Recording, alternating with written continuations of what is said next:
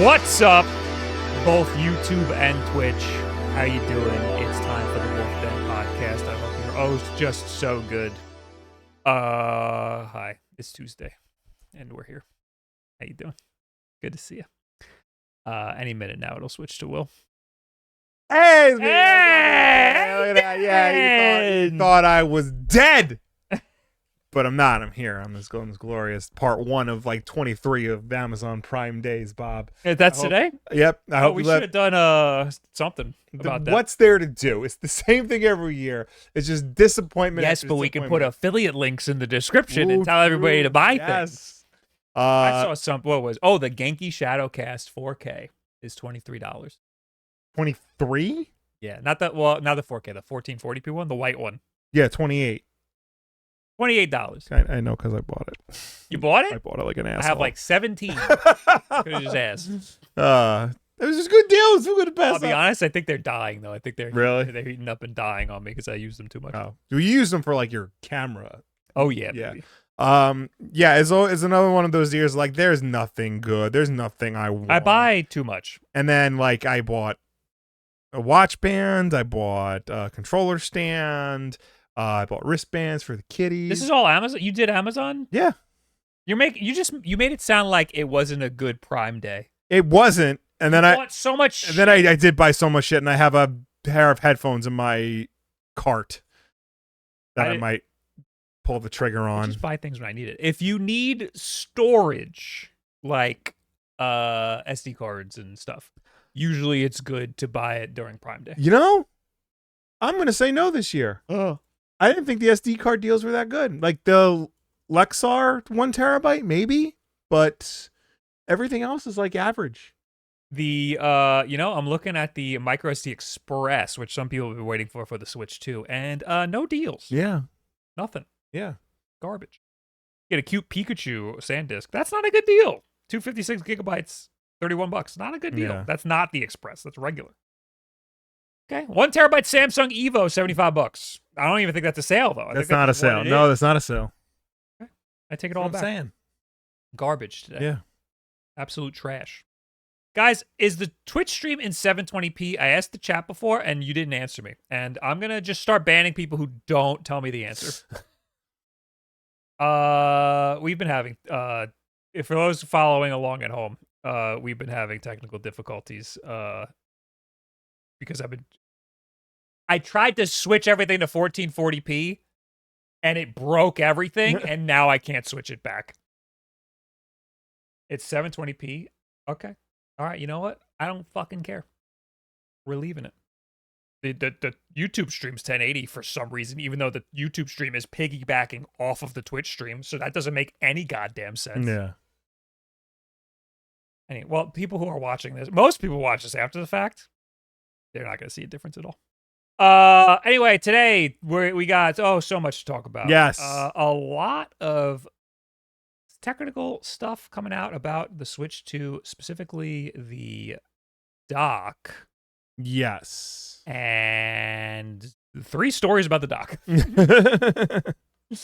Well, I mean, one story is technically about the USB port on the Switch itself and how it connects to other docks. It's the dock. It's the dock. We're talking about it. Yes. Third-party docks. Yeah. Famously, I made several videos many years ago about the third-party dock situation for the Switch 1. Mm-hmm. I was fear-mongering the third-party dock situation because the Nyko dock broke a bunch of shit. Yeah. Some of the other docks, if you use them too much, they might break a bunch of shit. Mm-hmm. And it's Nintendo's fault. They encrypt the dock in a certain way. Now it's away. Yeah. Now it's an encryption, but before it was just the voltage didn't ask for the right voltage. Right. It asked for some weird shit that nobody understood, and third-party dock manufacturers didn't understand. So third-party dock manufacturers were like, you know what? We'll just be compliant with USB-C power delivery, and that should be fine. And that turns out is not entirely fine. That ended up being a problem for third-party docks on the Switch 1. Switch 2, similar, if not worse, situation. Yes. And we're going to get into that. And this is going to be a future video probably. Once I get into it. I actually have a third-party dock upstairs. Really? I just got it today, I think. It's the only third-party dock that I know of. Actually, the article we have here has one in it as well. This is a different one. Okay. It's not even a dock, it's just a cable. Okay. But we'll get into all of that. Among other things. Xbox fired 1 million people. Yes. The whole rest of the games industry is in shambles. Yes. But before we get into that, Killmatic, thanks for the 34 months. Mr. York, thanks for the Prime. Caleb Fox, thanks for the 34 months. Thanks for the Ewok movie and show recommendations. My girlfriend is ecstatic to have more Ewok content. You could always count on us. Yeah, for all your Ewok needs. Danny, thanks for the 7 months. I have given you my Prime sub. Entertain me. Can we also get the backlog timing right finally or not? We got praised for getting the timing right last week. Oh, I forgot. We have the one from the convention. We finally got the footage for that. Okay. I should have. I mean, I don't have that set up. All right. Anyway, Hideo Benjamin, thanks for 34 months. What did you guys fuck up now? Nothing, except that we're in 720p. Yeah. Jeffrey Sorensen, thanks for the 43 months. Hello. And BFJUMZ, thanks for the 3 months. Anyway. I guess we can get into it. Yeah. So we'll start with the switch to USB-C. Yes. Now, this is a Verge article. Yes. And I learned if you just turn off JavaScript for the Verge, you get through their paywall. So that's what I did. Perfect. With the Nintendo Switch 2, it should be easy to plug your new, more expensive console into video glasses or TVs when you're traveling away from home. USB-C makes it so, but Nintendo has intentionally broken the Switch 2's compatibility with those devices using a new encryption scheme and some form of dedicated encryption chip, two accessory manufacturers tell The Verge. The Verge has not found proof of that encryption chip, but when they analyzed the USB-C power delivery traffic with a PowerZ tester, they could clearly see that the new Switch was not behaving like a good USB citizen should. If you're wondering why there are basically no portable Switch 2 docks on the market, this is the reason. Even JS Aux, the company that built its reputation on beating the Steam Deck dock to the market, tells The Verge that it's paused its plans to build a Switch 2 dock because of Nintendo's actions. It's not simply because the Switch 2 now requires more voltage. As was previously reported, it's that Nintendo has made things even more difficult this generation. So, I mean, this article goes into a lot of like technical detail about how USB is supposed to work. Mm-hmm. And basically what it amounts to is, you know, the way it's supposed to work is the device and the accessory are supposed to talk to each other and handshake. Let's do a little table read. Okay. You be the doc. Okay. After you. Hi, I'm a power supply. Here are the 5 different kinds of power I can give you. I'll take volt on the computer, by the way, or the Switch in this case. I'll take 15 volts at 3 amps. Thanks. Okay. Now I'm powering you. You're no longer powering me. Got it? Yep. So what are you, anyhow? I'm a USB-C PD dock with extra modes. Want to know more? Sure. Sure, tell me more. Quick, hurry, tell me more. I support DisplayPort alt mode if you want to output video. Hey, man, go for it. Doing it.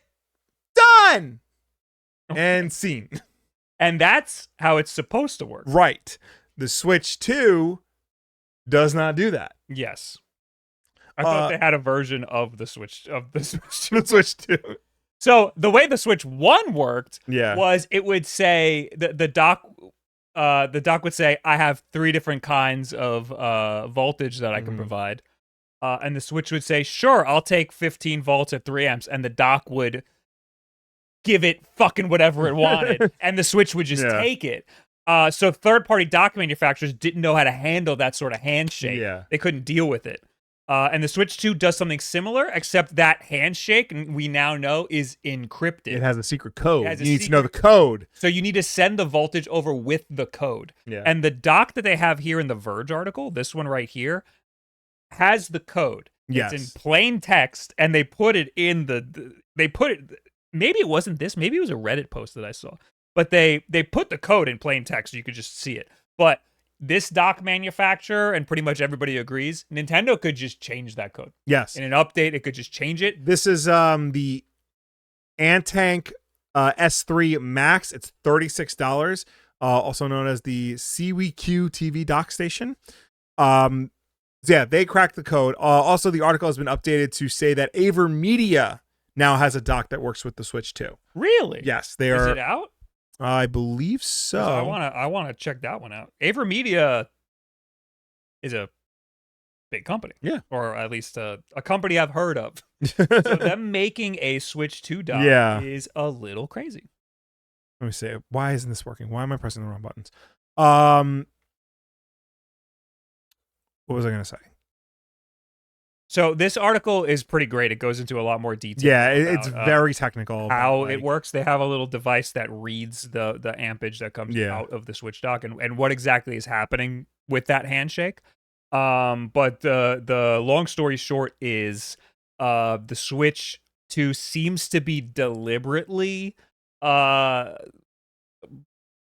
encrypting that handshake and deliberately making it difficult for third-party manufacturers to make a dock for it or make something that'll get the video to display out onto a screen. It is similar to the tomfoolery that was going on with the Switch 1, but it seems to be worse. Yes. And this is all incredibly stupid because the Switch 2 is using USB-C. Yes. And there are 1 million USB-C devices out there. There are 1 million USB-C docks. You could. There's no technical reason why you cannot just plug in a USB-C hub that just has HDMI out and just give you HDMI out. There is no technical reason at all for that to not happen. It's very Nintendo of them to like have something that could just be the easiest thing in the world and make it complicated for whatever reason. You know, this is something that Apple got sued for in the EU. Yes, having a proprietary Lightning port. Yeah. Now they need to sue Nintendo because it's we have the universal connection type. We got USB-C right there, but they're not playing nice with power delivery. When I first got the Switch, it seemed like it was doing fine with charging itself. Yeah. It's just the dock communicates in a different way. Yeah. Now, the video output is a whole other story. The video output is some sort of display port situation. Yeah. I'm pretty sure it's still using the same MyDP protocol, My DisplayPort protocol that the Switch 1 was using. And not a lot of things use that. I'm going to jump ahead to another article. This is one that I put in here. This is The Verge again. I didn't know this. You can just use a Steam Deck or a PC handheld on the Switch 2 dock. Really? It doesn't fit. You'd have to break the top off, or you just get an extension cable. Okay. That's what I would probably do. Get an extension cable. And it should just work, according to this article. And what's crazy, or the whole reason this article exists, they confirmed variable refresh rate works in the dock. Yes. Because the Steam Deck supports variable refresh rate. The ROG Ally supports variable refresh rate. So they proved that using the dock, you can do variable refresh rate. However, the Switch 2 doesn't officially support variable refresh rate in docked mode.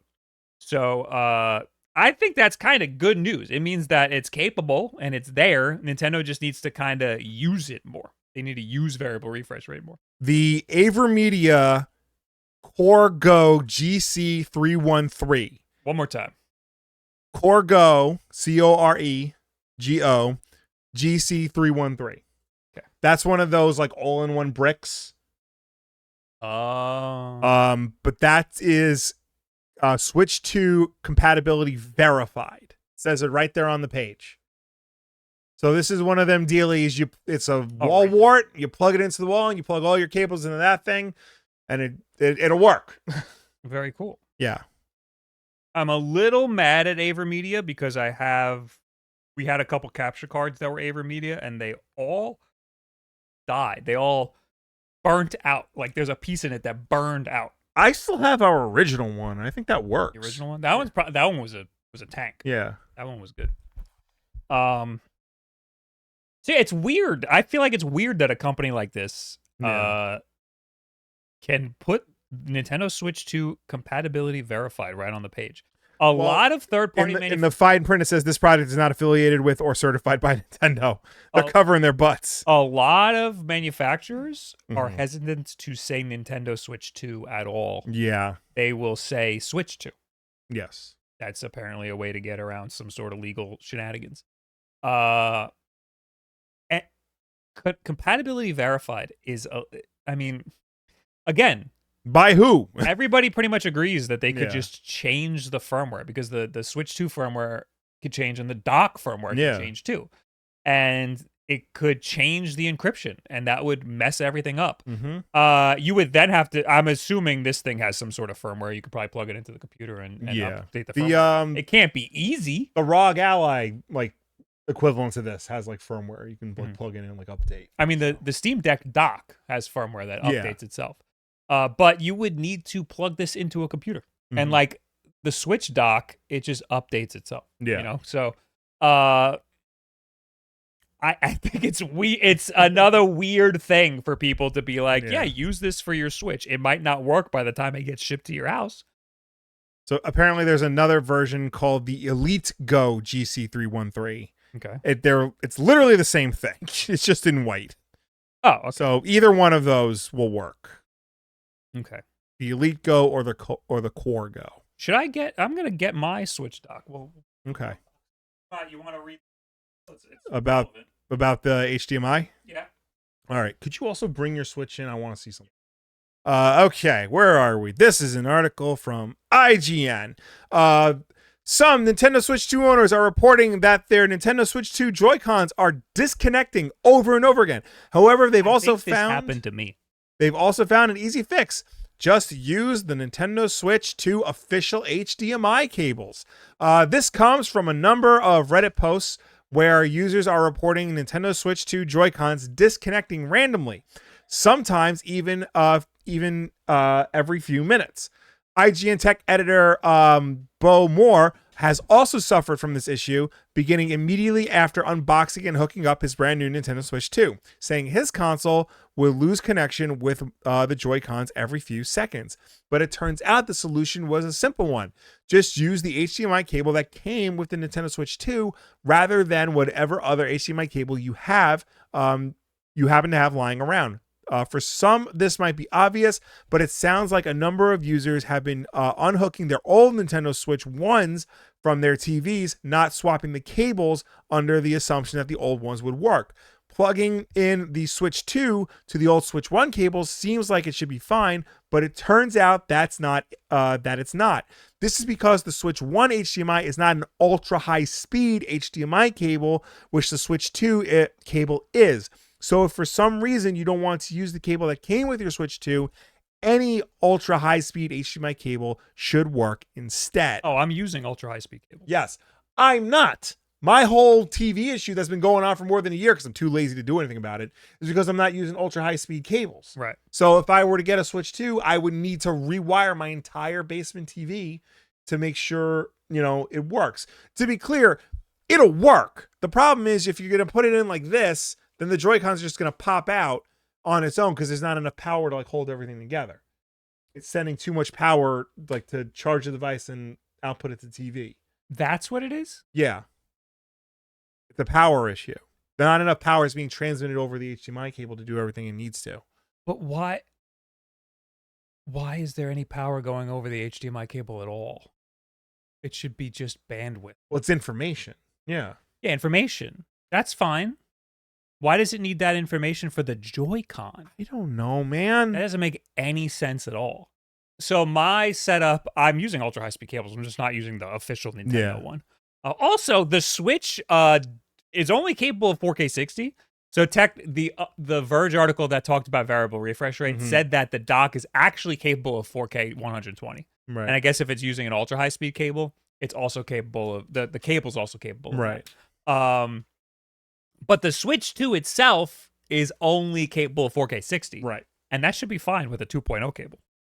There should be nothing wrong with that. Maybe you might have some HDR issues, but like for the most part, that should communicate just fine. Yeah, I just want to see if it fit in the back. That's all you wanted? It fits in the back, yeah. Okay. I was playing Fortnite the other day, and we were at the end of a match, and we were fighting a bunch of dudes, and I was like, oh, my right Joy-Con just stopped. Actually, it was working. I couldn't aim for some reason. Okay. It just wouldn't let me aim. I was, you know what it was? I was using mouse mode, and it just completely stopped. It just completely stopped. Did the battery die in it, or? I think the rest of the Joy-Con worked. It just wasn't aiming for some reason. I couldn't. I don't remember 100% of the rest of the Joy-Con was working. I just remember I couldn't aim all of a sudden. Yeah. And I couldn't fix it, and then I died, and then I stopped playing. Anyway. Again, that doesn't make any sense. If it's a power issue, that's also weird because this is another thing that I don't understand. The Switch 2 dock and the charger that it comes with, is 60 watts. The charger's 60 watts. Yes. It only ever pulls 25. I don't know why. I guess they're like they want to have a lot of headroom. Yeah. So it could just pull more. Like if it needs it, I don't get it. I don't know. If that's the problem, just pull a little more. Yeah, I don't know why they designed it like this. It feels like such an overcomplicated design for such a simple idea. You know, this is Nintendo joining the other hardware manufacturers in releasing a product that's not ready. Yeah. To be fair, this is more ready than some of the other modern consoles. True. Like. These are issues that most people will never get to experience. But they are issues. And I love to pick things apart and look at all the little technical details and everything. Yeah. And every little technical detail I see that looks exciting, I pick it up, turn it over, and I go, oh, wait, this is actually not what it seems. Yeah. This is a big issue. The HDR is not real. 120 hertz isn't in anything. It's not working like at all. The power the Switch is pulling isn't like the power it should be pulling. They're encrypting the USB-C so that it doesn't comply with fucking anything. Yeah, which, you know, you see every other consumer electronics manufacturer not do that. But I guess Nintendo doesn't see themselves as a consumer electronics manufacturer. They see themselves as a toy company still after all this fucking time. So they're going to do things their way. And if you don't like it, I'm sorry, get your Mario somewhere else. Oh, wait, you can't. This is an opportunity for the EU to step in and about the dock situation. It's an opportunity for the EU to step in and be like, hey, there's no reason for you to make this port proprietary. Yeah. Again, Steam Deck plugs into the dock just fine. Why can't you plug the Switch into the Steam Deck dock? Yeah. There's absolutely no reason for that. Every other PC handheld, same thing, right? Yeah, I mean, they all use generic USB-C protocols. And the Switch 2 deliberately doesn't. And to its detriment, you can see that the power it's drawing is an issue. And it's just doing that on purpose. It's being complicated on purpose. And it's making itself worse because of it. Yeah. Anyway. Geo Lucas, thanks for the 7 months. I fucking missed the start time. Look, oh, don't worry, we did too. Yeah. Looks like I'm going to have to watch on YouTube like usual. Love you guys, been watching for years and love giving Bob my basil. Oh my god, thank you so much. Sukasa, thanks for the 41 months. I just stick with official dock and charger. Happy 41 months. Thank you. I mean, that's what they want you to do. That's what they want you to do, and unfortunately, that's what I would recommend because they are sabotaging it so that you pretty much have to do that. Yeah. Tynology, thanks for the 39 months. I have a dock that works with my MacBook, my Steam Deck, my Retroid Pocket, my iPhone, but nope. Yeah. I've never tried this, but there are my DP docks that worked with like old Samsung phones, and I never tried that, but I feel like those would work. Because that's also, I don't want to say it's a generic protocol, but it's a protocol that just not a lot of USB-C devices. This is the dock that I purchased off of Amazon. It was like $20. Gemdo is the name of the company. This is not really a dock, it's a cable. It's 4K, 144 hertz. But I'm pretty sure it has the Switch logo on it. Oh, is it this one? Yes, sir. $20. Okay. Is it $20? $20. Is it on sale? No. So I guess I paid $20 for it. There's also a black one. Ooh, pretty. It's got a big old front. Okay. It says on it designed by Gemdo, and it's got a legally distinct Switch logo that is very obviously a Switch. And so it's just a USB-C to HDMI cable. Okay. But the end of it has a USB-C power port. Yeah. So you I guess plug the Switch to a charger into it. Yeah. And then the HDMI goes into your TV. Yeah. Kind of not very convenient. I don't like when it's HDMI goes straight into your TV. Yeah. I'd rather it be a cable. I've seen things like that from when the Switch 1 came out. And like that was when it was even scarier to do it. Yeah. You know, at least it looks like, you know, they're not going to brick your Switch when it happens. It's just not going to work. Well, nobody's reported brick switches from docks yet. I guess that's a good point. Because there's an encryption. Yeah. If Nintendo updates the encryption, it'll just not work. Mm-hmm. I don't know if there is a possibility that if they get the encryption wrong, if it will just give it the wrong voltage. Because that's what happened on the Switch 1. It just gave it the wrong voltage, and it would brick your Switch. Now, are you going to test this with your Switch? Oh yeah, I don't give a fuck. I don't care at all. My Switch is all banged up. Yeah. I think next week I'm going to do when the Switch 1 came out, there were all these third-party docks. The biggest issue with the Switch 1 dock is that it was big for no reason. It could be very tiny. The chip in it is like this big. Yeah. But the dock's like this big. So why not just make it smaller? They made enclosures. So you can buy a Switch 1 dock for $100 or whatever, and then buy a $20 enclosure and make the Switch 1 dock really small, and then it's portable. And that's the safest way to have a nice portable Switch dock. So what I'm going to do, I think, is I'm going to model a enclosure for the Switch 2 dock. Okay. I think that would be a good video. I like how Gemdo there says compatibility with Steam Deck, Switch 2017, ROG Ally, iPad, lowercase, Switch 2025 laptop, and then TV monitor projector phone. I guess that's their way of saying, their way of getting around the copyright. Yeah. So USB-C to HDMI doesn't work. Not a normal USB-C to HDMI. Yeah. It needs to be like a special dock, and that's what this is claiming to be. Mm-hmm. And we'll have to see. There's a possibility this doesn't work. I haven't actually seen any reviews or anything. I think I saw this on Reddit, actually. I think I saw it on Reddit. Somebody said that it worked, but that's Reddit. I don't know. The cable's nice and long. There you go. I did. So I purchased a new dock because you can get an additional dock. It's $120 for a Switch 2 dock. Yeah. It's very expensive, and hopefully I get it. You know what? If I don't get it in time, I'll just use the dock that I have. There you go. I don't give a shit. Might break it. That's fine. Oh, okay. The Sony headphones. Fuck it. Fuck everything. What? I bought the Sony headphones. Fuck everything. How much are they? They were $83. And what are they? The professional one. They say the professional on the side. You know the ones I'm talking about. I don't know. I actually don't know the ones you're talking about. These ones. The studio ones. Those look like the Audio Technica ones. No, they look like the Sennheiser one. Yeah. Oh, okay. Yeah, you know what the ones are, right? Yeah. They used to have those at FYE. Yeah. What's the CD store that was in the Broadway Mall? Well, there was FY Sam Goody. What's the big one that was under the escalator? Sam Goody. They had those at Sam Goody. Link that shit, Will. Okay, hold on, everybody. Oh, you jerks. Genki for the win.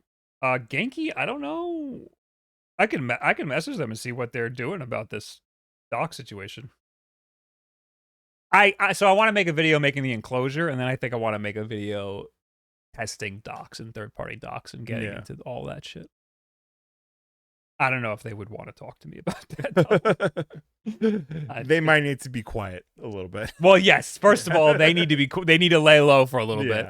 But also,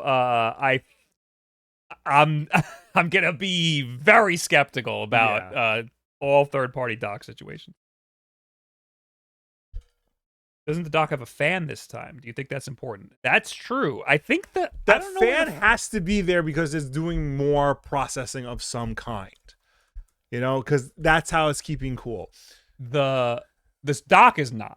The Switch 2 is, and the Switch 2 does get very hot, and they even show it in the Verge article. Yeah, so you're saying that this fan is for the Switch 2 and not the dock? Correct. Okay. Yes, it's to keep the Switch 2 cool.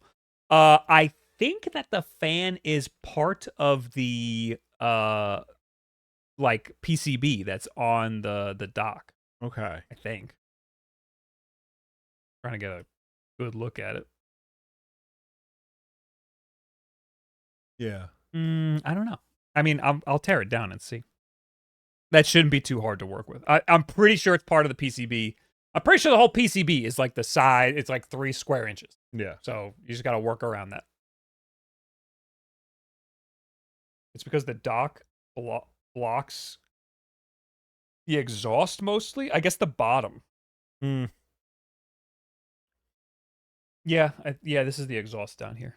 Yeah, so it needs to circulate down here. Yeah. I mean, that shouldn't be.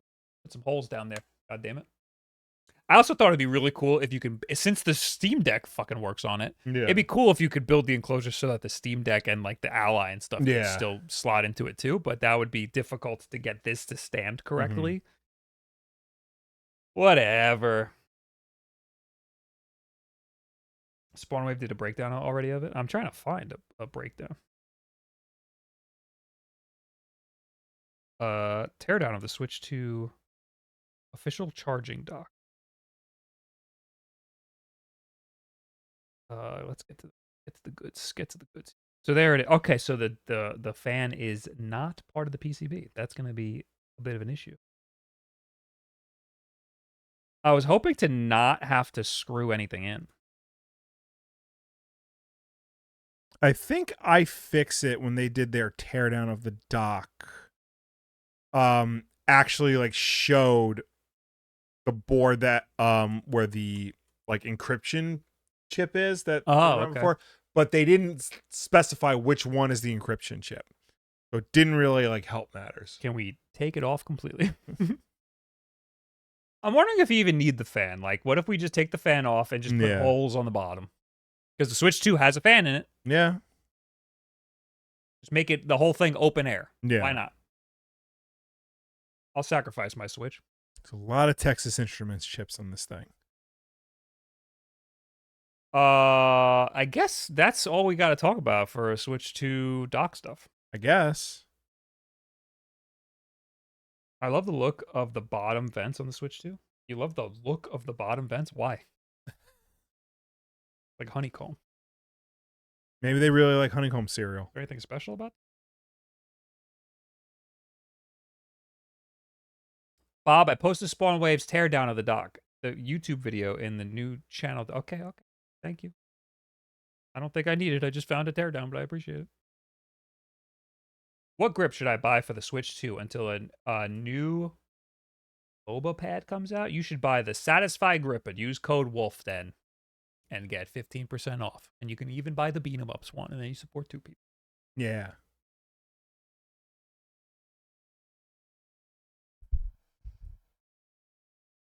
Why do we geeks even have to redo system by having to repair their piece?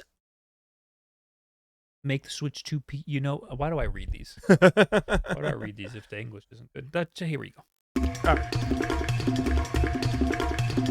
Backlog! Backlog! Backlog! Backlog!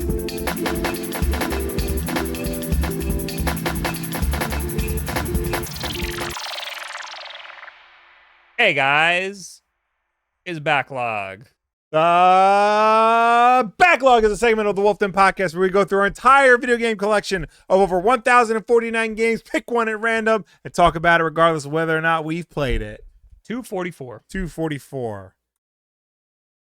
I almost bought Bomberman Hero, and then I didn't. Which one's Bomberman Hero? We don't have it. Okay. Wait, is that on N64? Yes. Okay. I think it's the second Bomberman for the N64. There's like 5 Bomberman games on I know, and I'm not sure if it's there's- Japanese only. There's 2 Bomberman 2s on the N64. So that makes everything confusing. This is the first one, but Okay. the one that's not called Bomberman. Actually, No, no, there's two Bomberman 64s. Is there? I thought there was 2 Bomberman 2s. I think there's 2 Bomberman 64s.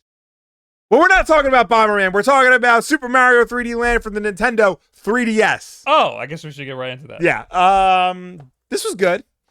This was like the system seller or the big showcase piece for your Nintendo 3DS when that came out. It was touted as being like the game to really use the 3D capabilities within gameplay. Got the WAS, there's a whole video on Yeah, it. there you go. So you know it's a video game. This game was good. Yeah. This was 3D World before 3D World? Yeah, this 3D Land. This was the first one. This is the first one, yes. So Yeah. this opened the door for 3D World. Yes. 3D World, I don't think it was received well from Mario fans. But this it did well critically. Yeah, it did. Both of these did. Mario games are all baseline good. In terms of 3D Mario games, 3D Land and 3D World are, I think, on the lower end of like the rankings. Yeah, You because don't usually see them. they're very not high. what we think of when we think of like a 3D Mario game. Because those are usually like Mario 64, Sunshine, Galaxy. This doesn't feel as grand. Yeah, it doesn't feel as grand, doesn't feel as open as those games do. These are more linearly structured levels. They're really more akin to like a 2D Mario game. Just you have access to the Z. Yeah, Access. and I kind of like that. Yeah. There's a lot of isometric shit going on too. Yeah. It felt like an extension of New Super Mario Brothers, but like Yes. a little more open in 3D, and that's cool because it was on the 3DS. So it was a little smaller title, it was mobile. Yeah, and it worked for that context. The levels were small enough. It was bite-sized chunks that you could like hop in, complete a level, and then hop out and pick it up again when you could. Yeah, and people were getting sick of the New Super Mario Brothers formula, Yeah. and this just added an extra axis. Yeah, but it was enough to like get people interested in it because I remember when this came out, like people were really digging it, especially I think it's 8 worlds, and once you beat all 8, you unlock a secret 9th world that's like really challenging. But like, Yeah, I don't know if I ever way. beat the 9th world. I never got honest. close enough. I did on the Wii U version. Okay. I remember I played through that, but the 3DS version, Mario Land, I don't think I ever got all the way through it. Yeah. I don't think I 100%ed it, but I did beat it. I did roll credits. I did get the 8 world. Okay. But I mean, I'm a big Mario guy, so I Yeah. liked. This is another thing. This game is one of the only games where you kind of need the 3D, Yeah. at least for like 1 or 2 mini games, Yeah. or areas in the game. And this is one that we just happened to click on on screen right now. This area is like you can't see where the blocks that you need to jump on are unless you turn the 3D on. Yeah. Like we can't tell now because we don't have the 3D on because Yeah. we're watching a 2D YouTube video. Yeah. But So if you're blind in one eye, you can't play this game. yeah. So sorry, Dad. And that's also weird because what about the 2DS? If you're playing it on the 2DS, I think there's a button in the corner that you could just turn the 3D. Yeah, I think that's off. what that 3D is. Yeah, so I think that there is an accessibility option, Yeah. so you can just turn that functionality off. But then that just ruins one of the puzzles. Yeah, it's such a weird. The 3DS in general was a very weird system because its main selling point was like something nobody wanted. something nobody wanted, but like also something that not a lot of people could use. You know, if you were like visually impaired, or like it gave you migraines or whatever, or if you just plain didn't like it, like you lose access to a bunch of games. So we were the type of people who would just immediately, like, I got the 3DS, played with the 3D for 2 seconds, and then immediately turned it off. And kept it off for every game that I played, except for this. I would play it, I go into that one mini game, I turned it on, play the mini game, and then I turn it right back off. Yeah, and it's fine that you're able to toggle it on and off like that, but yeah. Otherwise, I like this game a lot. It's not the best 3D Mario game, but not it by a is long still a very good game, and it's portable. So I'm willing to forgive. I don't know, what would I call it? The blandness? Like, it's a little vanilla. Like, there's nothing special about this game as a 3D There's nothing that Mario like game. really sets it apart from like Mario games, other than the 3D element. You know? Yeah, which isn't really that big of a deal. Mhm. And it's only like a handful of little areas that require the Yeah. actual 3D. But I think that's fine. I think it's fine for Mario to not have to have a little gimmick. Like, we don't need Cappy, we don't need the FLUDD. You can just have a Mario game that's just a regular platformer. It's totally fine. And it's fine for that. And I think this is one of the essential 3DS games. Yes. And I think the 3DS is still a great system with a great library. You got all the DS it's good. games too. Yeah. Hack that shit, get whatever game you want on there. Go to a convention, get a fucking used copy of 3D Land. You can rip it to your hacked 3DS, put it on your computer, emulate it on whatever goddamn console you want. It's great to play around with 3DS games, and this is one of the best ones probably, and most accessible because you can just pick it up and just start playing immediately. You don't have to go through any cutscenes or anything. You don't have to learn how to play the game. You just figure it out. So I would say this is worth checking out. Yes. That's it. All right. Thank you for watching the Backlog, everybody. Thanks, guys. Come to the podcast sometime, and then also goodbye. Bye. This game introduced new power-ups like boomerangs and brought back classic ones like the Tanuki. They were in New Super Mario. Both of those were in New Super Mario Brothers. This game made a big deal about the Tanuki suit being a part of it, so I think he might be right that this game like brought it back after a long. I don't think it brought in the boomerang suit. Not the boomerang suit, the Tanuki suit. The Tanuki suit was a big part of its marketing. I remember that. It was on the cover too. Was this before or after New Super Mario Bros. 2? It might have been after, because like I thought it was after. 2012? Super 2011. Yeah. This was first. Yeah. Okay. There you go. He's right. But that was not a game fact. This is. Both at the same time. What did I do? I too much power. I don't know what to do. Let's try this again. I've solved the mystery of the Bomberman games on 64. There exist 4 Bomberman games on Nintendo 64. Bomberman 64 released in 1997. Bomberman Hero released in 1998. Ooh, that's the one. That's the one. Bomberman 64 The Second Attack released in 2000. And Bomberman 64 released in 2001. So there are 2 Bomberman 64s. Okay, so the second Bomberman 64 is Japan only. Japan only. Also, the final Nintendo 64 game released in Japan. Oh, I didn't know that. Hey. I have been playing through Bomberman Hero. Okay. And I like that game a lot. That's less of... Oh, that was your... Sorry, only That was less of a traditional Bomberman game, though. That was like more of an RPG. Not an RPG, but like more of a platformer, would you say? Bomberman Hero? Yeah. Yes, it was a platformer. It was like straight up platformer. It's very good. Yeah. It's very good. Yeah, I remember like characters are cool. We used to play it. That game's cool. I Mhm. like that game. Bomberman 64, I think, is not great. Like, it's good, but like, not that good. Bomberman Hero is very good. Now, Bomberman 64, the second one, it was Japan only, so it's fully 2D without any 3D graphics. Really? So that's interesting. Bomberman 64, 2001. 2001. Features 4 distinct gameplay modes. You're gonna put this over the game fact. Okay. By the way. Yeah, clip this part out. Got it. Oh, ew! This game looks like shit. Is Is this a mini game? No, that's the game. What? It's like I said, it's got 4. It's got 4 different game modes. It's got Bomberman, the traditional Bomberman style of gameplay. Panic Bomber, based on the 1994 Bomberman spinoff, is a puzzle game in which players attempt to match falling blocks of the same color. Same game, based on the 1985 game of the same name, is a single-player tile-matching puzzle game. And Bomberman Park is a single-player mode based on Bomberman Land, where players explore an amusement park and participate in mini-games. No, this game looks like ass. I was expecting some crazy shit. Yeah.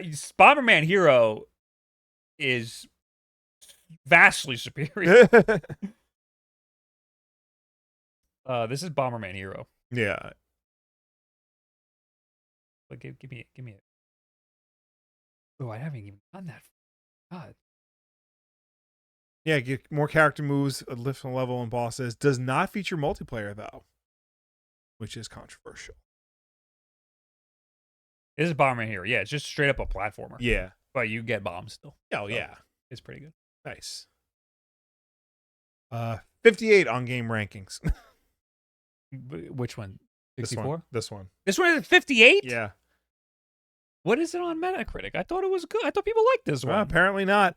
GameSpot gave it a 6.7 out of 10, saying despite an uninspired plotline, Bomberman Hero is a rather surprising success and a departure from Bomberman 64. Bomberman Hero boasts a number of new gameplay features that make this a completely new game. IGN gave it a 6 and criticized lack of multiplayer, stating Nintendo and Hudson serve up a decently average 3D Bomberman sequel without a multiplayer mode. That's ridiculous. I had a great time playing this game. Well, that's why you can't trust the media, kids. Media is the enemy of the people. IGN, fake news IGN. All right. We got some notifications here. We got some super chats. Kylie, thank you for the subscription over on YouTube. Mobilis, thanks for the $20. Damn. That's too much for. Yeah. Hey Wolves, thanks so much for always keeping the podcast topics / banter fresh and lively. Sponsor free. Don't wish that on us. And my shit's broken. And the audience Q&A open to all. Best podcast ever. Thanks so much for being yourselves. In conclusion, Detroit. Oh my God, thank you. Thank you for Detroit. Just to let you know, if any corporation wants to give us money to hawk their product, we will sell out immediately. We would love sponsors money on the podcast. Is cool. Have you guys ever had money? It's great. So any money that can be given to us by corporations, not you guys and gals, y'all need your money. But like, if a company wants to give us money and all we got to say is buy this dumb stuff. However, I do like having the Q&A opened to everybody for free. Yes. So absolutely, we will yes. continue. Yes. At least have a way for the plebeians to to talk to us. Yes. And $1 from Organic Silver Moon Designs LLG. Thank you. See, we'll give shout outs to the companies for $1. Anyway. Next news. Where are we? Speaking of companies, Xbox has. This video is sponsored by Xbox. Yeah. By the way, Xbox laid off 15,000 people. Well, Xbox laid off 9,000. Microsoft laid off 9,000 people. I think it was later found out it was 15. I think within the game, the Xbox division specifically, it was 15. But across Microsoft as a whole, it was 9,000. Flip that. Really? That doesn't make sense. Why wouldn't it make sense? Because Xbox is within Microsoft. Yes. And Microsoft is a bigger company than just Xbox. Yeah, you said Xbox laid off 15,000 and Microsoft laid off 9,000. You flip it. Oh, I thought you meant 1,500. Oh, maybe I'm wrong. Yeah. Okay, 9,000. We'll say 9,000. Yeah, 9,000. Okay. It's been a devastating week for the games industry as hundreds of employees have lost their jobs at Xbox as a result of a round of layoffs across the parent company Microsoft. Layoffs that have totaled in excess of 9,000. That's within Microsoft as a whole. It's been a depressingly regular story in the video games industry over the past year, and it's likely things are going to continue in this vein throughout 2025. This week, Microsoft instigated an additional round of layoffs, making this their fourth round of layoffs in under 2 years. Microsoft tells Eurogamer these layoffs were necessary to position the company and teams for success in dynamic marketplaces, aka they got to make room for all the AI they're working on so they can sell it to the Israeli government to use in genocide. Affected projects and personnel. This is where like we get into the nitty gritty here. Rare's fantasy adventure Everwild, announced over 6 years ago and mostly kept quiet since, has reportedly been canceled. Subsequently, Greg Melez, who has been at Rare for over 35 years, announced his departure from the company. The reboot of Perfect Dark, developed by the Initiative, has been canceled. The reboot of Rare series was first announced in 2020 and has been in development at the Initiative ever since. After numerous setbacks, Tomb Raider developer Crystal Dynamics was brought in to assist, but it seems that the project will never see the light of day. The Initiative has also been shuttered. Romero Games, a small Irish game development studio set up by veteran games developer John Romero and his wife Brenda, had its funding pulled by Microsoft, ending development of an all-new IP shooter. Unconfirmed reports suggest that the entire development team has been laid off. In addendum, John Romero has refuted this, saying that they are currently looking for a new publisher to fund and publish the game. They're still negotiating that. I don't know what the truth is. I guess we'll wait and see. Forza Motorsport is no more, claims a former Turn 10 employee. Ex-content coordinator Fred Russell shared a post on Facebook. Turn 10 Studio has shuttered the Forza Motorsport space and the team is no more. Forza Horizon development, it's suggested, will continue. Per Bloomberg's Jason Schreier, almost 50% of Turn 10 staff has reportedly been laid off. Chris Lynn, senior producer at ZeniMax Online Studios, has confirmed the cancellation of an unannounced MMO codenamed Blackbird on LinkedIn. ZeniMax Online Studios president Matt Fior also announced his intention to step down as a result of the layoffs and the cancellation of the unannounced game. Per Bloomberg, Microsoft's King mobile gaming division, which I will remind you is allegedly the whole reason why they bought Activision Blizzard, was solely for King, have announced they will lay off 200 people, 10% of their workforce. Non-game specific teams have also been affected. As per The Verge, employees in Xbox's user research team have been laid off, including the head of product, family, and child safety, Mike Mongeau. That's a whole lot. Actually, and I'd like to add a clarification. It is Windows Central that reported that Microsoft as a whole laid off 15,000 in 2025. Oh, so that's the whole year. The whole year. Okay. There you go. That's where the confusion came from. Okay. Very upset because obviously a lot of people lost their jobs, of course. Yes. But also upset because now we're never getting Perfect Dark. We're never getting Perfect Dark. I was excited about Perfect Dark. I was excited that they were bringing back Perfect Dark. Yeah. I will, however, say that this when they dropped this gameplay trailer, I remember at the time I said, "This does not look good. This looks bad. This does not look like gameplay. This looks like it's on rails." So it's funny you say that because there was Kotaku posted an article saying that the footage was fake. That's why I said this. But a developer who worked on the game said it's not fake. At least not entirely. It's just heavily curated. Yeah, it's actual gameplay footage, but a lot of it had to be choreographed in order to show you what they wanted to do with the game. Yes, it's somebody is controlling this, but it is like still on rails. Like everything is scripted. They had to like hit certain points, and they had to make sure they hit those points perfectly. Yes. So, but this is what the game would have been, and I would have played the hell out of a game like this. I would have played it, but this game would. It looks like it would have reviewed poorly.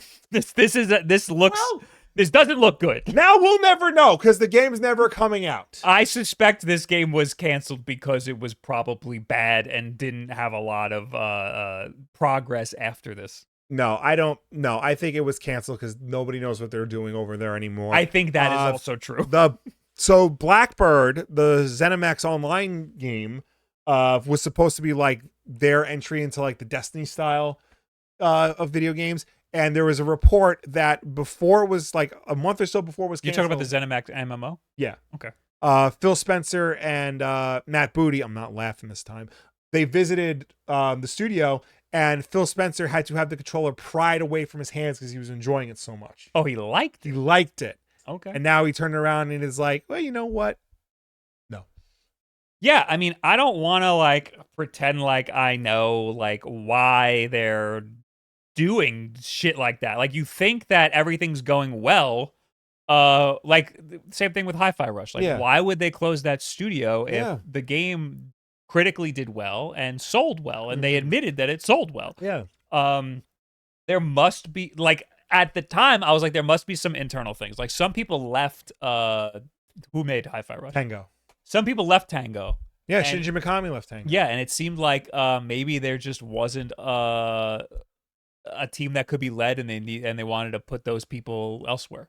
But it's looking, there can't be niche problems like that across all of these studios. Yeah. Clearly, there's a restructuring happening and a weird sort of leadership going on at Xbox and Microsoft. Well, it's definitely something going on at Microsoft as a whole, because like they're really going all in on artificial intelligence. They're like making it the cornerstone of their entire business, basically. So that a lot of the articles were saying Microsoft laid off 15,000 people. They're focusing on AI, and it made it seem like that was the statement that they made, which isn't really it. It's just two separate statements. Microsoft laid off a bunch of people, and also they've committed to investors that they're focusing on AI.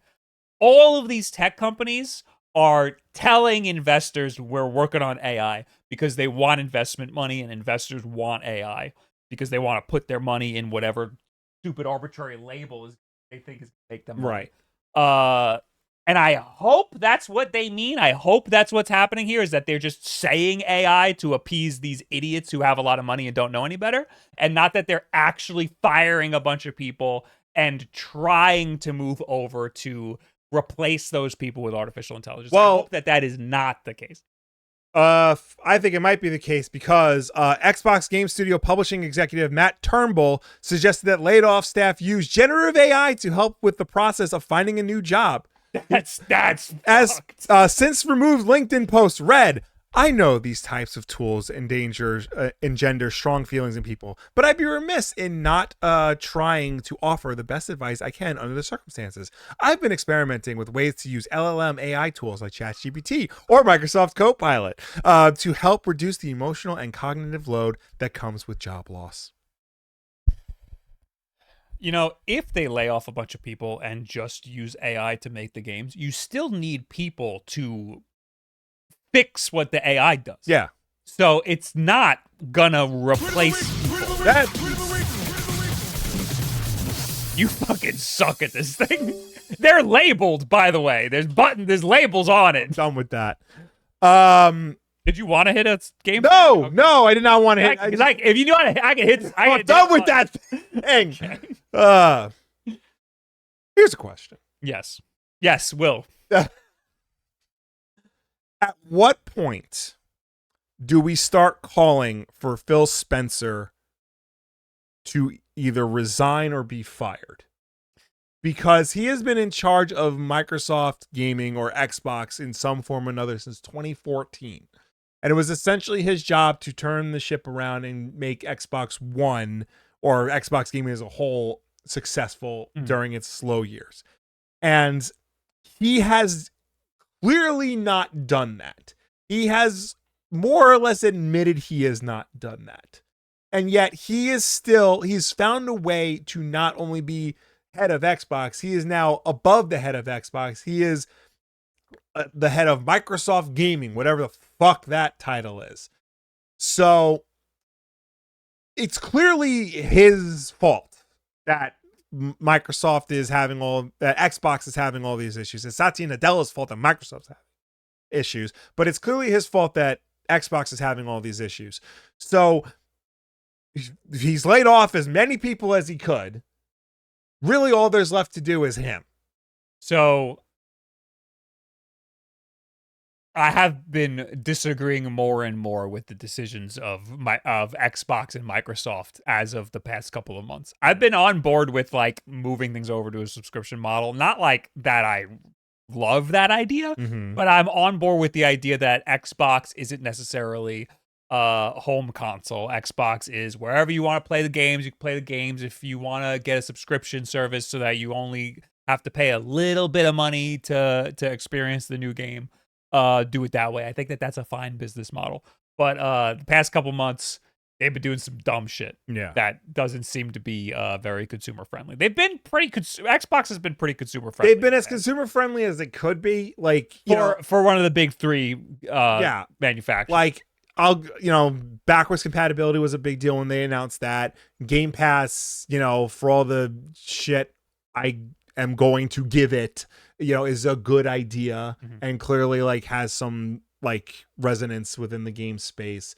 The fact that they're putting more games multi-platform, the fact that they're like branching out and like taking PC gaming more seriously, like those are all good things. But then like there's all these other like decisions that like just don't make any sense. Yeah. And like are clearly negative decisions. So I mean,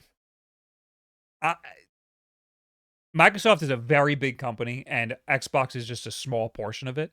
I'd imagine there is a lot of fights going on inside of Microsoft about things like this. Like, I don't know if replacing Phil Spencer is necessarily a fix, because there might be somebody who's worse, or there might be somebody who's better but cannot get through they have somebody to answer to as well. Right.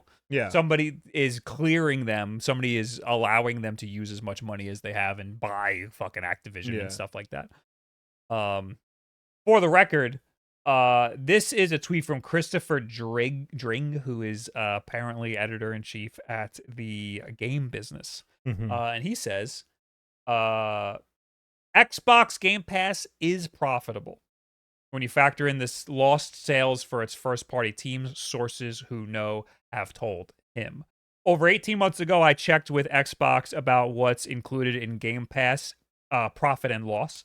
Basically, I was looking to see if Game Pass's costs factor in the impact to unit sales of their internal studios. I was told that first-party games have their own profit and loss separate to Game Pass as they make money via other means. I felt this piece of internal accountancy might mean Game Pass is profitable, but it sure does put pressure on the margins for its internal games and possibly means some studios don't make as much profit or any profit at all. That doesn't actually matter in real terms, but seeming the impact Game Pass was having on first-party games and the amount of money Xbox was spending on studios, I wanted to check if the full impact of the services was considered in the Game Pass's profitable line. Basically, long story short, it looks like for first-party games, Game Pass is doing just fine for them.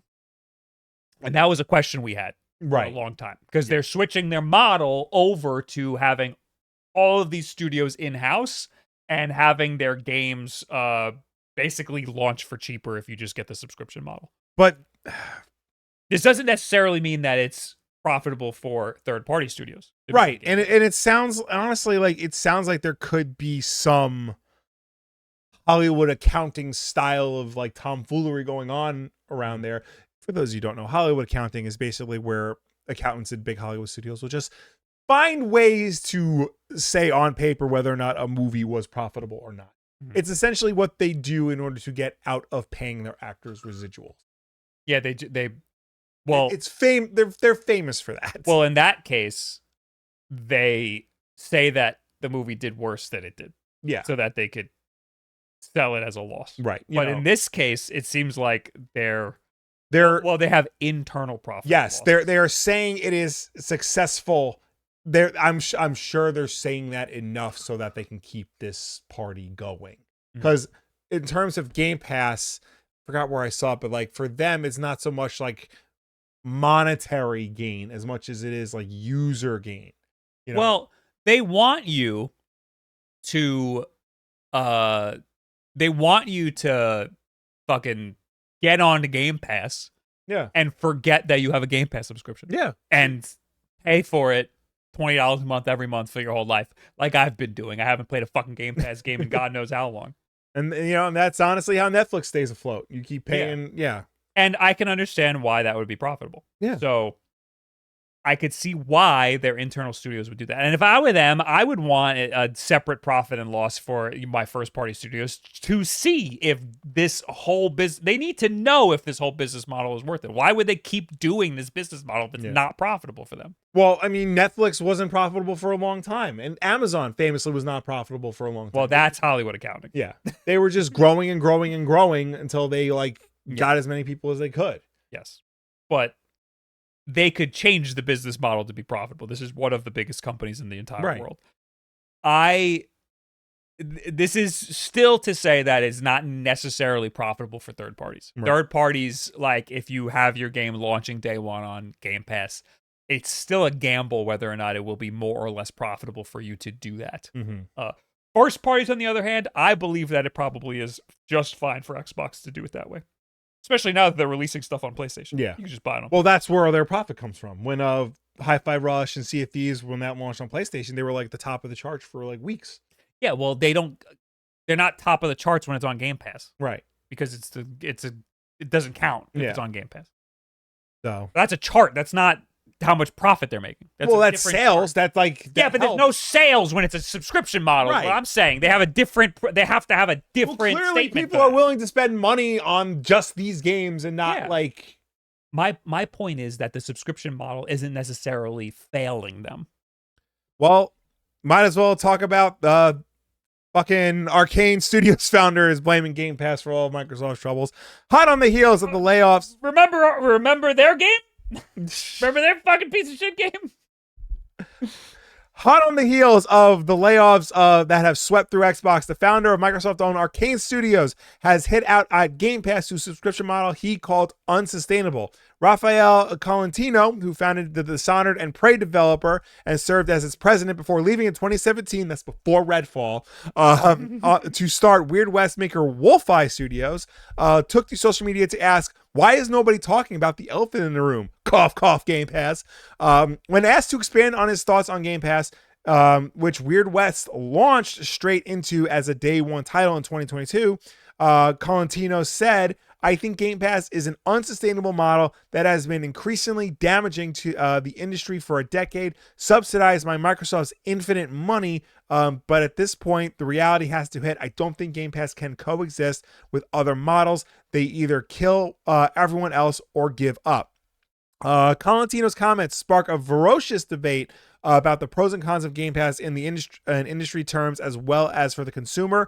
During the FTC trial to decide the fate of Microsoft's $69 billion acquisition of Activision Blizzard, then PlayStation boss Jim Ryan claimed that he had talked to all the publishers and that unanimously they all hated Game Pass because of its value, because it is value destructive. He also said that Microsoft appears to be losing a lot of money on it. Colantino's comments were backed by a number of industry peers, including former VP of Epic Games Michael Dowse, publishing director at Baldur's Gate 3 developer Larian, said that the biggest concern right now revolves around what happens when all that money runs out. This, Dowse adds, is one of the main economic reasons why people I know haven't shifted to its business model. The infinite money thing never made any sense. Colantino then ridiculed Microsoft's insistence that launching games into Game Pass did not impact sales, only to later admit the contrary. That's the point, though. The sales don't matter if they have you in the subscription model. They're forcing you to get the subscription model. But it's... You stand to make more money selling the game as a game. That they're proving that is not necessarily true, because they can lock you into paying their subscription model for months without you realizing it. And they have proof of that with their little profit and loss. But they also have proof in the FTC statement. You have an anecdotal guy who worked at Arkane Studios saying that, and other developers saying that they don't like it because it impacts their sales. Microsoft admits Game Pass cannibalizes sales. Microsoft has admitted that putting games on its Game Pass subscription because the sales don't matter if they get the subscription. Sales. Sales might not matter to Microsoft, but they matter to Tango. Third parties. Yeah.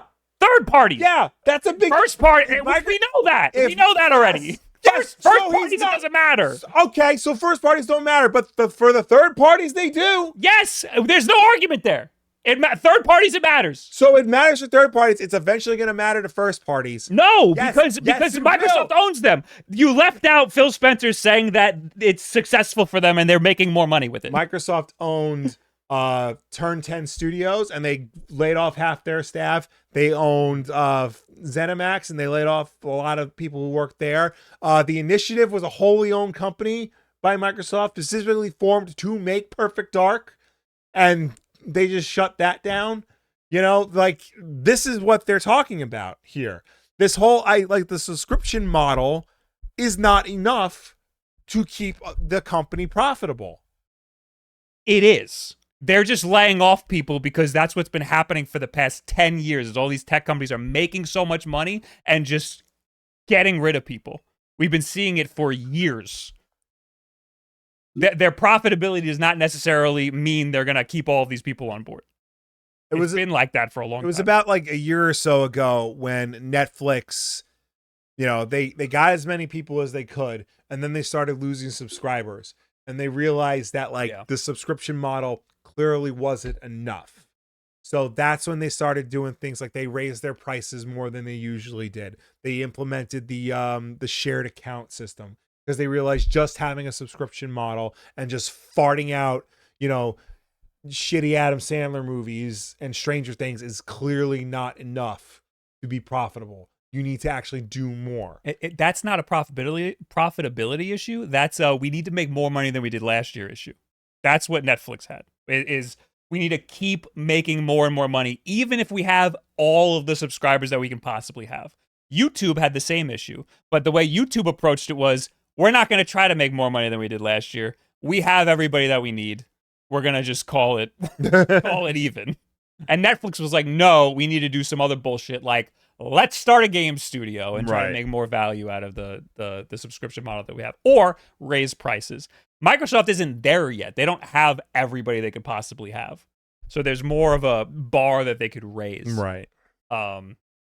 My point just is that for them acquiring all these first party studios and making you want to pay a subscription to access all of their first party studios, I don't think that's necessarily a loss for them. For third parties, absolutely, it's still up in the air whether or not the promotion on Game Pass is going to be worth it for you. Yeah. But I think that there's still room for this business model to work. I don't necessarily agree with all of the decisions they're making, like closing their successful studios or closing the studios that are working on games that people are excited about. I think the new release is what's biting them.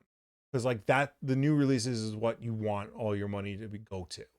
And by cutting out sales of a new release, that's hurting your bottom line. That's why Sony doesn't put new games in PlayStation Plus. That's why Nintendo only does the catalog titles. See, I disagree with that because when a new game comes out, that's a first, like Starfield, when that came out, everyone got it on Game Pass because it was a lot cheaper than just buying the game. Right. And then you're locked into a subscription. Mm-hmm. And most of those people are not going to cancel the subscription. So it cuts into the sales number. Like, it's not going to show up on the NPD charts, but I don't think that necessarily matters to the bottom line of Microsoft. Mm-hmm. They may say it doesn't matter, but clearly it matters. This isn't an article here, but a complete opposite end of the spectrum that people in the chat were bringing up. Nintendo, I think, made a statement and was like, instead of firing people, we're just going to move some money around. Or they said they're going to... do we have an article for them focusing more on smaller games? I don't think so. They decided they're going to now focus more on AA games. Yeah. Because the games are getting too expensive to make now, and the development cycles are way too long, so they're going to focus on making some games that are shorter development cycles that are a little smaller. That's a great thing. Yeah. That's a great decision. And then that way, instead of firing a bunch of people to try to save some money, they can just make the development cycle shorter and fart out smaller games. Because that's what I want from Nintendo. I don't want every game to be some epic, grand game that takes 5 years to make. Yeah. I'm totally cool with Nintendo having smaller stuff.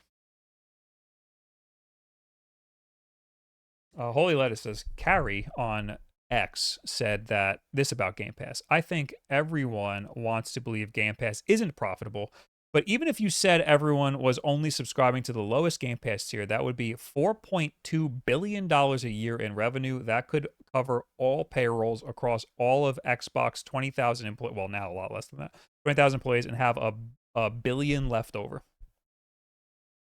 I saw a similar one that was about a monthly subscription. We know that they sell a lot of Game Pass subscriptions. Yeah.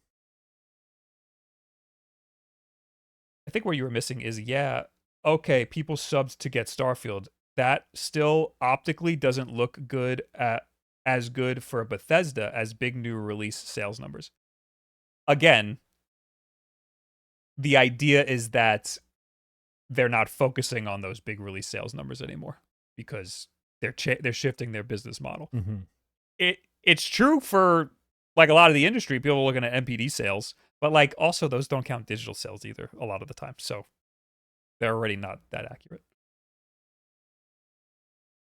Nintendo hates firing people. Their stance is that firing staff reduced morale to the rest of the teams and affects the end product. A great mindset. That's one of the things that I thought was relevant to the story. Also, there were like leadership taking a pay cut if things don't go well. Like they got to figure. Well, for as much shit as we give Nintendo, they at least know how to run their studios. Yeah.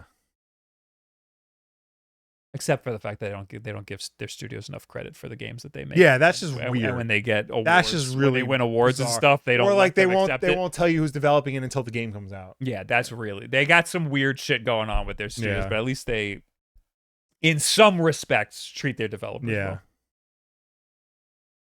All right.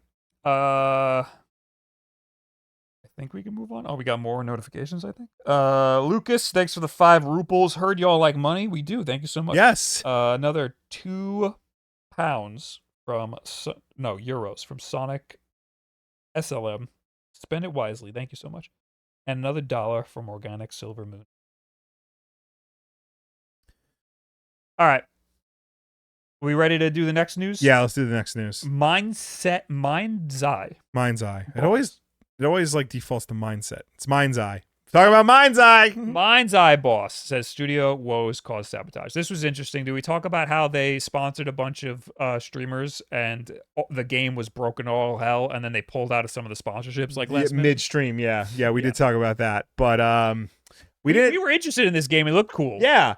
But the launch of the semi-open world action game Mindseye has been a bit of a disaster, attracting low player count and bad reviews as studio Builder Rocket Boy has implemented layoffs while some buyers demand refunds. Now, former GTA producer and Builder Rocket Boy CEO Leslie Benzie is reportedly blaming the rough launch on Sabotage and promising to relaunch Mindseye in the future. In a new report from IGN, sources within the Mindseye developer told the outlet that Benzies has finally addressed the staff about the issues facing the game in a short video call that allegedly happened on July 2nd. IGN says that 2 unnamed people who were present at the meeting with Benzies claimed that he insisted that Build a Rocket Boy would recover from the disastrous Mindseye launch. He also insisted the studio would relaunch the troubled game, though exactly what that means isn't specified. Finally, and most curiously, Benzie allegedly claimed that the struggles of Mindseye and the studio could partially be blamed by internal and external saboteurs. In May, a month before Mindseye launched, Build a Rocket Boy's co-CEO Mark Gerhard claimed that there was a concerted effort by someone, in quotes, to ruin the game's reputation before release. In June, IO Interactive, the company publishing the game, pushed back on this theory with CEO Hakan Abrak telling IGN, "I don't believe that. I just think the game should speak for itself on June 10th. Yeah, it's a little weird and conspiracy theory to say that there was sabotage on your game. Like how do you not? How could that even be true? How do you say that the game was sabotaged and not come off like a crazy person? Yeah, like you released the game. Yeah, like you have control over that. Yeah, like. How do you not have you sabotage? If you don't have control over that, you're a bad CEO. Yeah. Like you're the guy who pushes the button. Yeah. like it's your team. It's entirely your problem. Yeah. I will defend them a little bit here, which sounds insane because he is clearly an insane person. Yeah. But I watched Moist Critical's video on this. I'm pretty sure I thought he got paid to do a Mindseye sponsorship, Right. but he didn't mention it in his video. He was talking the whole time about how this guy's a crazy person for saying that they're saboteurs, and I agree, that is a crazy person thing. But he seemed to take issue with them wanting to relaunch the game. I don't see why that's a bet. Like, fix the game and relaunch it. What's wrong with that? I think he's learning the wrong lessons from Cyberpunk.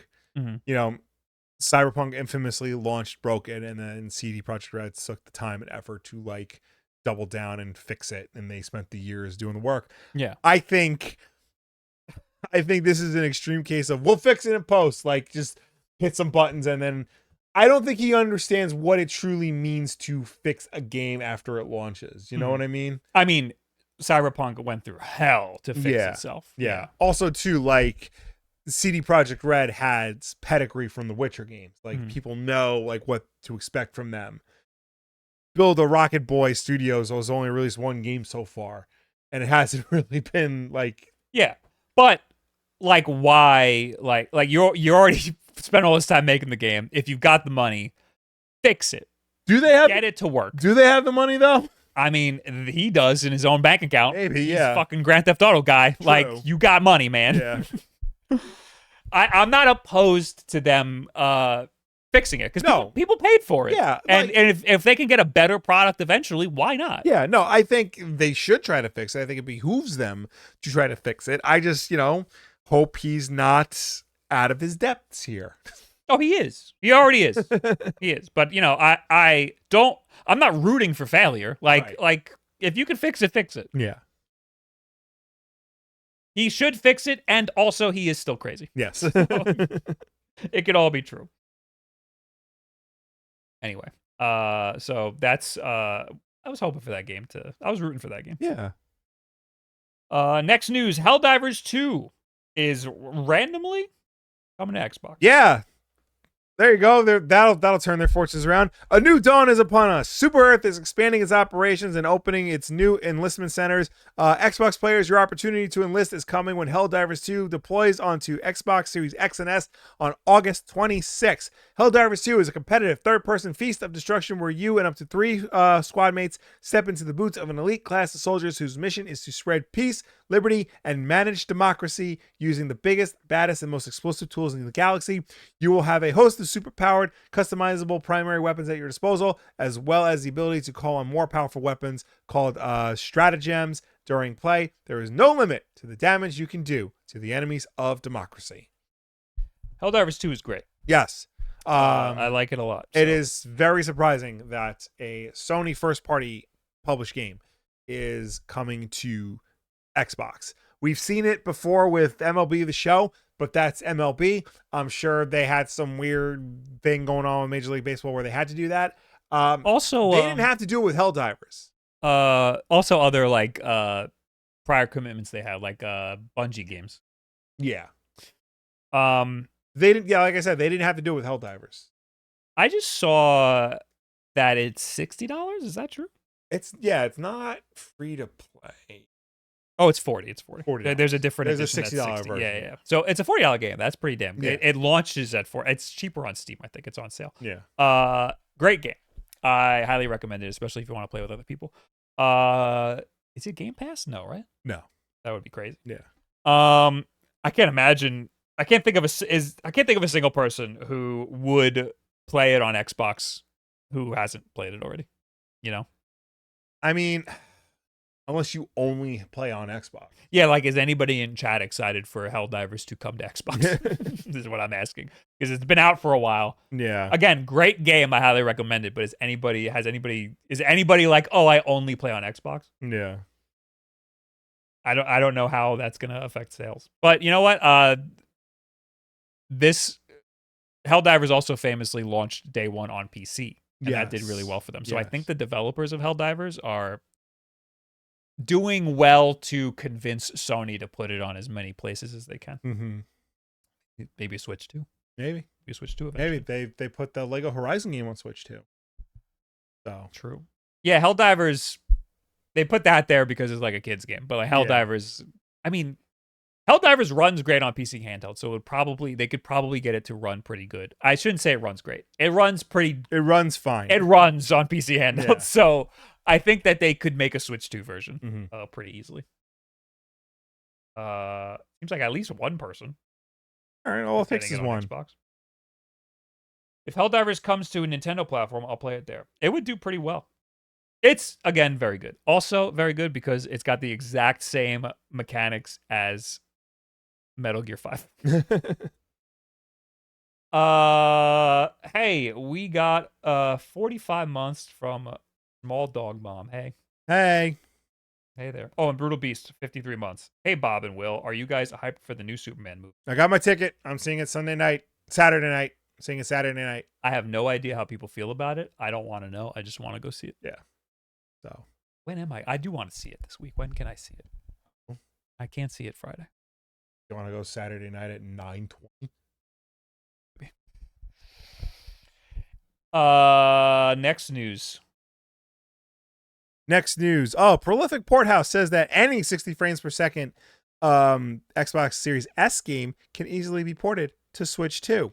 Prolific port studio Virtuous has compared the overall technical capabilities of the Switch 2 to the Series S. Ian O'Grady, technical director at Virtuous subsidiary Black Shamrock, discussed the technical capabilities of the Switch 2 in an interview with WCCF Tech. According to O'Grady, the overall GPU capabilities of both consoles are comparable thanks to the Switch 2's use of DLSS upscaling, while the Switch 2 CPU is closer to that of a PS4. He said he believes that any game shipping at 60 frames per second on the Series S should port easily to Switch 2.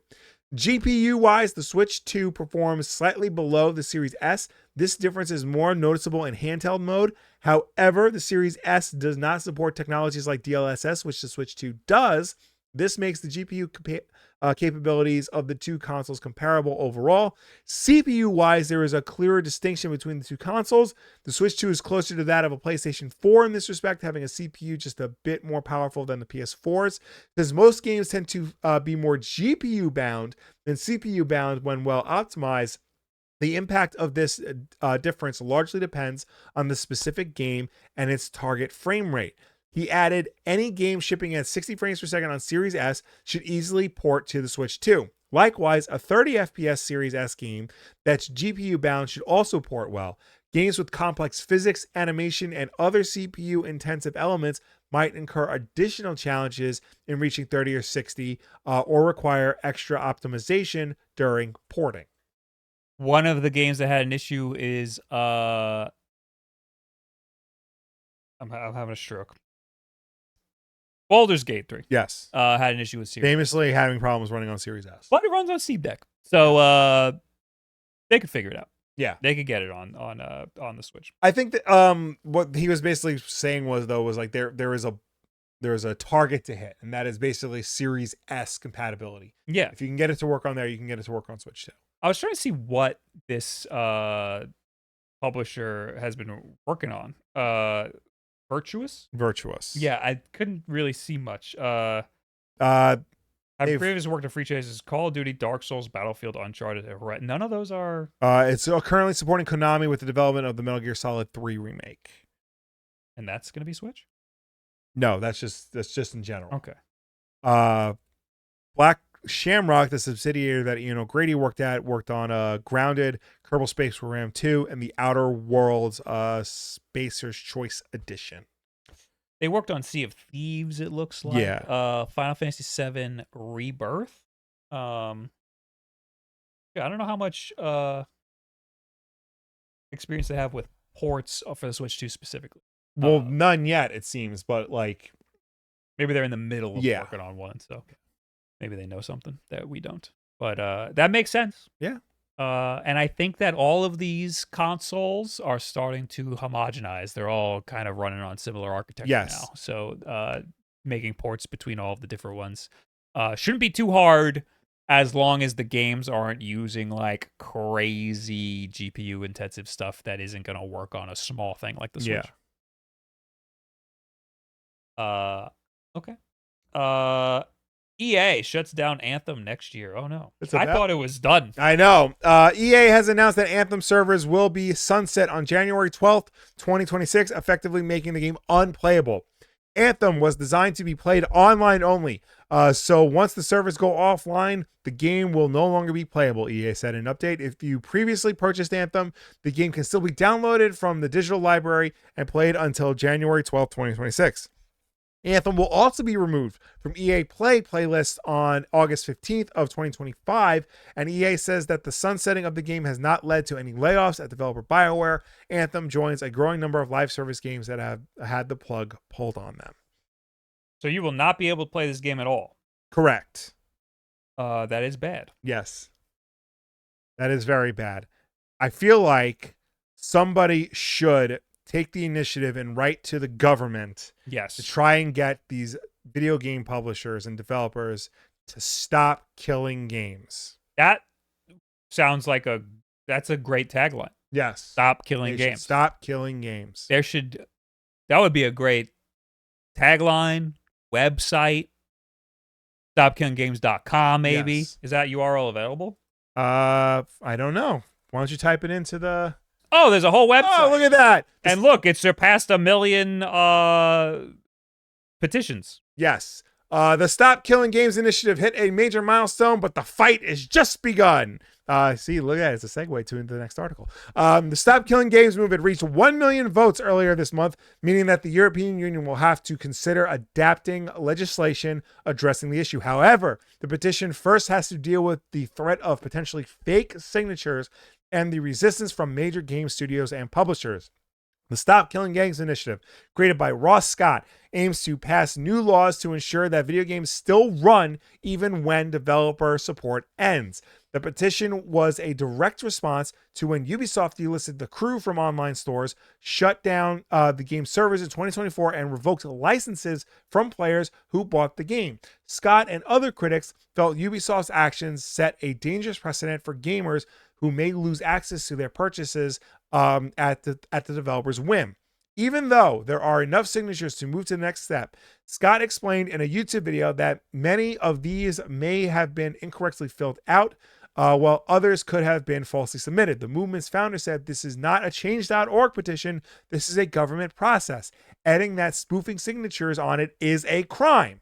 To ensure enough legitimate signatures are collected, Scott said that there needs to be at least 10% more to cover potentially invalid ones. As of July 6th, the petition has earned more than 1.2 million signatures. Beyond that, however, the European advocacy group that includes major gaming studios and publishers like EA, Microsoft, and Nintendo released a statement opposing the movement. Private servers are not always a viable alternative option for players, as the protections we put in place to secure players' data, remove illegal content, and combat unsafe community content would not exist and would leave rights holders liable, the statement reads. In addition, shut the fuck up. In addition, many titles are designed from the ground up to be played online only. In effect, these proposals would curtail developer choice by making these video games prohibitively expensive to create. You need to think about the poor corporations who are not giving us money to show their product on this podcast. Back in my day, we had public and private servers for every online game. Yeah, this is not an issue. Like, just let people I mean, it would be a little more work. Yeah. But suck it up. It's more work for us when we buy a game and you just tear it away from us. Yeah. That is more of a problem than you, the developer, having to think ahead for when you're going to sunset the game, how to open it for people to host it on their own terms. Yeah. It's really not unreasonable to think ahead for how you're going to close your game in the future. In terms of, like, you know, they're saying, like, oh, if you do public servers that we don't control, we can't protect you. We put a little disclaimer, like, oh, we don't support this anymore. These are public servers and they might be fucked up and there might be some shit going on behind the scenes. That's fine. Yes, accept. Get me on the public server. A lot of games are still running, like, public servers like years after they've been shut down with like little to no incident. Like, this is not an issue. You are making things up to try and scare people into being on your side. That's what you're doing. Yeah. We can see through it. You know, hopefully a judge can see through it too. Yeah, the EU, we've seen them do great things for consumers in the past. Something our government is failing at. Yes. They famously got Apple to switch to USB-C, which was crazy. Famously got Apple to open their app store. Which is also a little bit of Epic Games tag team. Also got Apple to change how they price their apps and stuff, and how they pay their developers and whatever. A lot of great consumer protections over there. This is one of them. I would like to see this get expanded into right to repair, but that's a whole other story. Yeah, it's another can of This worms. is all very inspiring, what Stop Killing Games has been doing.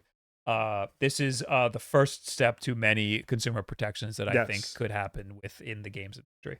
So it's good to see how much support this has been getting. If you live in the EU, go to stopkillinggames.com and sign the petition. Yes. It doesn't cost anything. It's completely free. And hopefully it will get our publishers to stop killing games like Anthem. Yes. Or if they do kill a game, let the people who bought the game be able to play the game. Yeah. Give us the tools to fix it. To make it work. Yes. There are plenty of examples, I can't think of any right now, that when they kill the game, they open it. Yeah. They open the servers. They say, here, you deal with it. We don't want to deal with it. I think Halo 2 did that. Yeah. Or Halo 3. They're like, game's over. There's still public servers, though. So no, I'm not interested in AI mode. Just tell me fan servers that are keeping old games alive. Star Wars Galaxies is one of them. That was an old Star Wars MMO that like shut down, decades ago. But that's still up and running on a private server.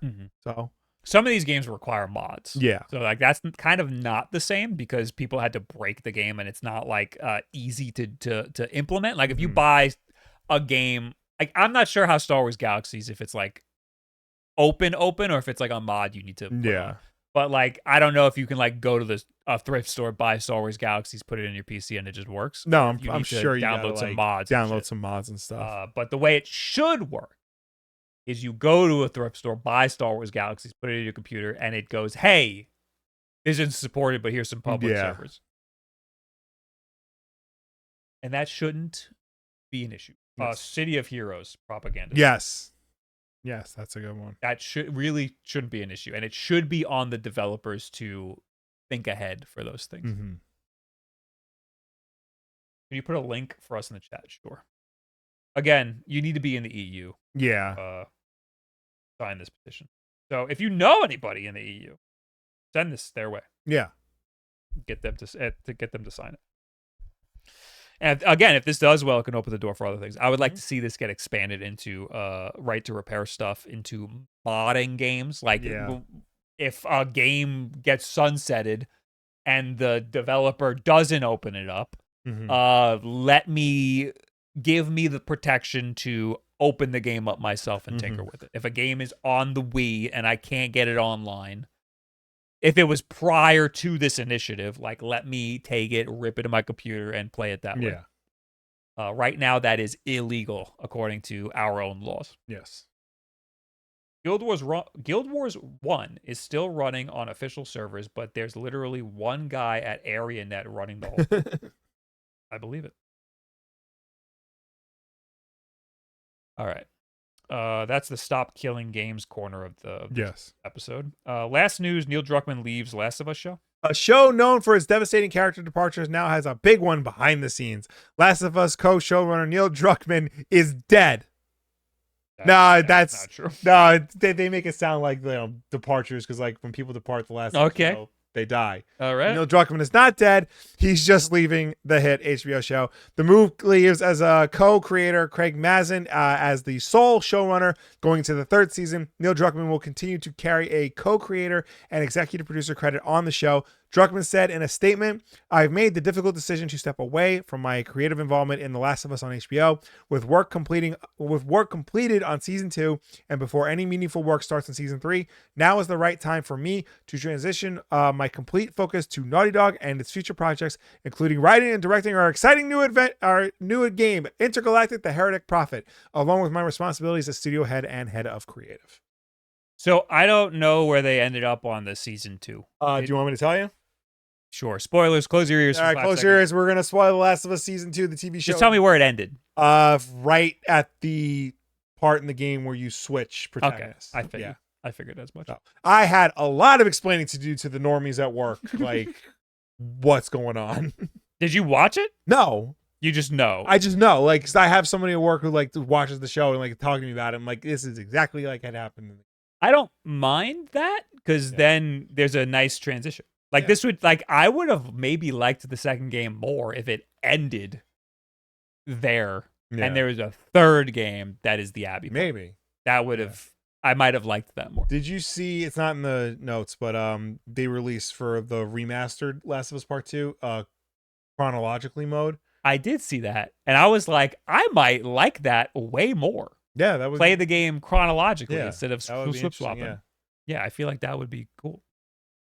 I thought about playing it again, and I was like, I always think about playing it again, but like I would want to play it on Steam Deck, and the games are still full price, and like I don't want to pay full price for games I've already. I gotta get through Death Stranding. I have like game ADHD now. I'm like hopping back and forth between a lot of games. I booted up Arkham Knight again. Oh, you need to be committed. That's fucked up. Yeah.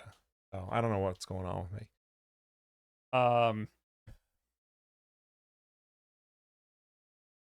Done signing, Wolf. Thank you. Had to do in Germany. Good. I speak German. Where is the U.S. one? Yeah, we don't have. We don't have one. Our government sucks.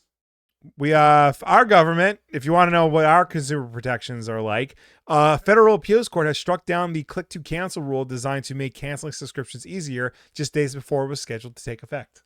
Now, who in the world would think that that's a bad idea? Somebody. I need a good reason why that is a bad idea to implement. Well, because you're not thinking of the corporations, Bob.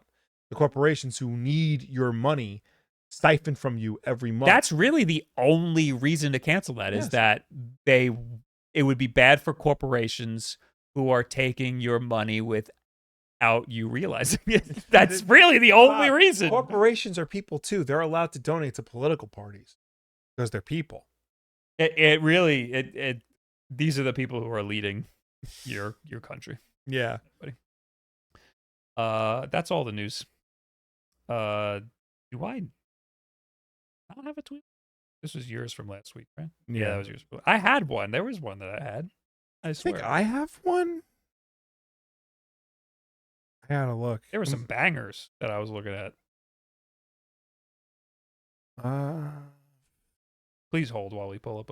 Okay, it's a threads of the week. Oh, ew! I know it's gross, but like, I thought it was funny.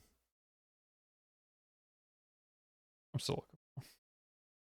Oh, the Real House sent me this one. Tweet of the week! Tweet of the week! Tweet of the week!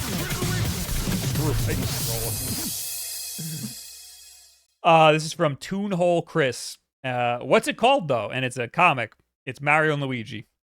What's it called when you put the espresso on a top of the vanilla ice cream? And Luigi says, affogato.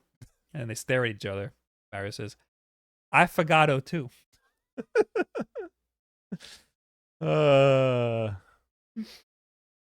Haha. That's good. What's yours? Wait.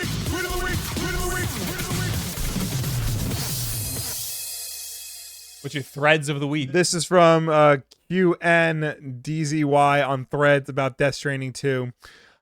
He really said Death Stranding 2. Kojima is a menace for this one. Close enough. He said the thing. And it's a clip from Death Stranding 2 of Guillermo del Toro's character Deadman saying that Australia suffered a Death Stranding 2. I didn't want to play the audio, but Yeah. the subtitles were there.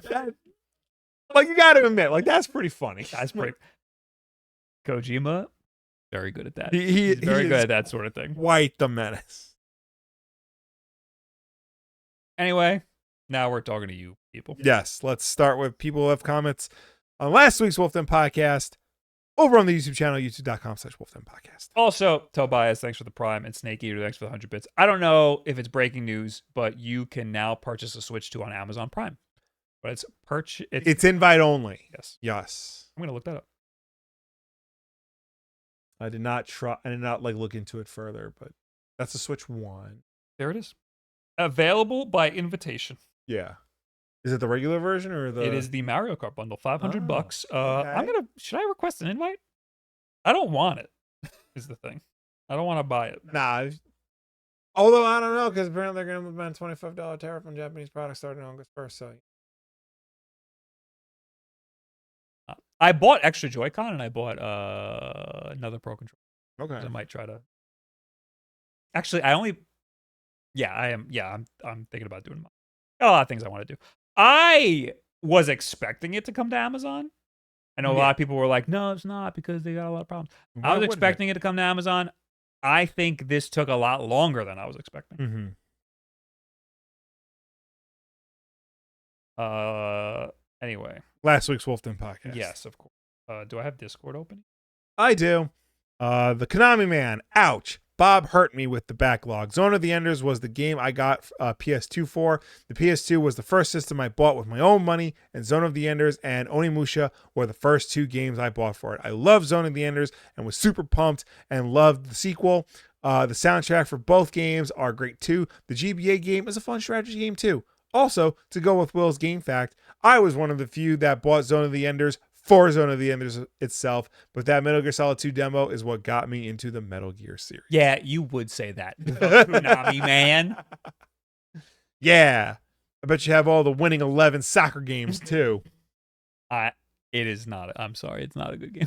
I'm just very sorry. But that Metal Gear demo though. Oh, yeah. Mayas says, LOL, I was burned before on D-brand cases from my phone. Learned my lesson and not to pre-order stuff like that. Wow. Oh, there you go. I have a D-brand skin. This skin, guess how much? $60. Now I forgot. It was either 75 or 90. Those are the prices I have. It's just a square. Yeah. Just a rectangular piece of leather, but it's leather. That's what I have the kill switch case for the Steam Deck, and it had a kickstand, and I like that kickstand. And then they gave that to me, right? Yes. Okay. And then I broke the kickstand, and then you can't just buy the kickstand. You have to buy the whole case again. So luckily, the good people at Mechanism have little add-ons for it, and you can just 3D print it at home if you want. So go get. Did you do that? Did I 3D print Mechanism sent us like a pack, but like you 3D printed the adapter for the kill switch. Right. So that's what I got. I was gonna ask you to because you for the Steam Deck you have that like 3D printed cable holder thing. Oh yeah.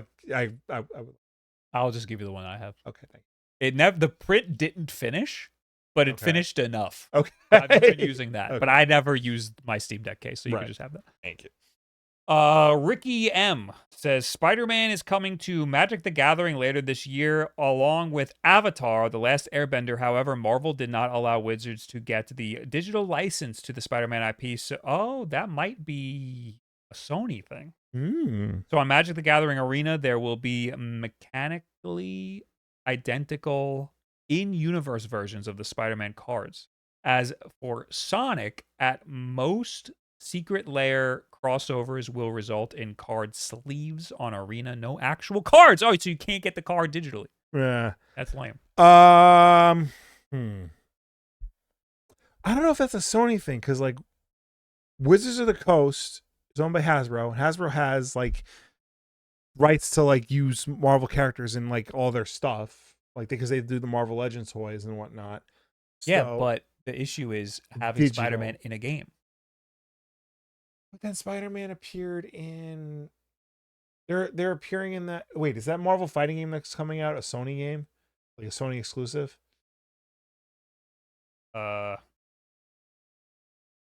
Arc System Works Marvel fighting game. Yeah. Spider-Man is in it. Yes. It is PlayStation 5 and Windows. Okay. But Marvel Legends, not Marvel Rivals. That's multi-platform, isn't it? True. Yeah. It is on Xbox, right?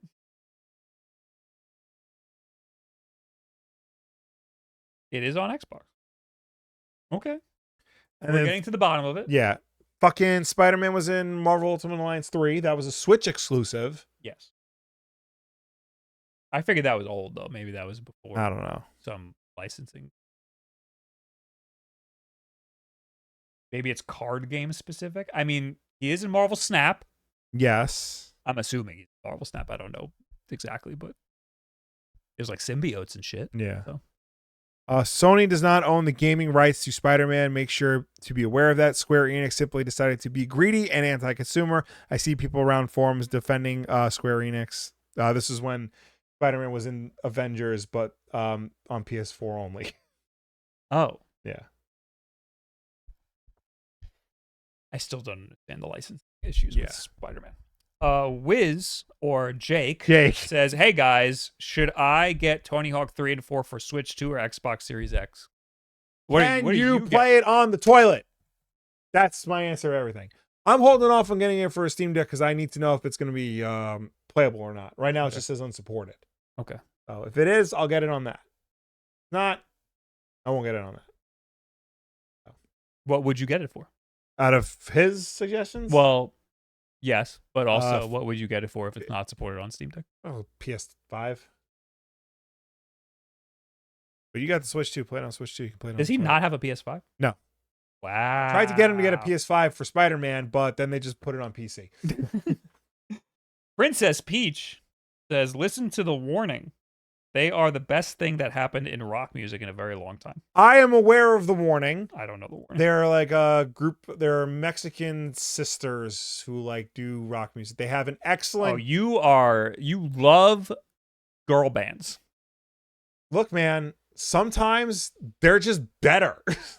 They do I'm not have. opposed. They do have an excellent cover of Motley Crue's "Kickstart My Heart" Okay. that I enjoy. One of their albums I didn't jive with, and I think it's because I was expecting more of like that, like, you know, fast quasi metal sound that like their "Kickstart My Heart" cover was, and whatever I listened to wasn't that. But maybe I'll have to go back and give it another shot. All right, we're in the chat. Hello. Hey, what do you got? Make it good. There's videos of Tony Hawk's Pro Skater running on Steam Deck. Okay. Says Well, they were the decent. first one. So the first one I know is deck playable. I have a tweet of the week honorable mention. The Phantom Pain reference in Death Stranding 2. Okay. I heard about this. Yeah, that's George Miller talking about how he feels a phantom pain.